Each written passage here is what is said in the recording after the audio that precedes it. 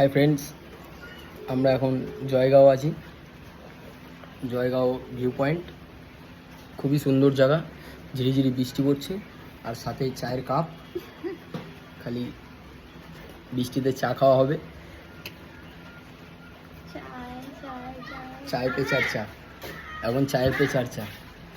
একটু ভিউটা দেখিয়ে দিই বন্ধুরা তোমাদের। এই হচ্ছে ভিউ, জয়গাঁও ভিউ পয়েন্ট খুবই সুন্দর জায়গা। ভুটানের বর্ডার না, ভুটানের বর্ডার। আর এই কাকিমার দোকানে আমরা চা খাচ্ছি।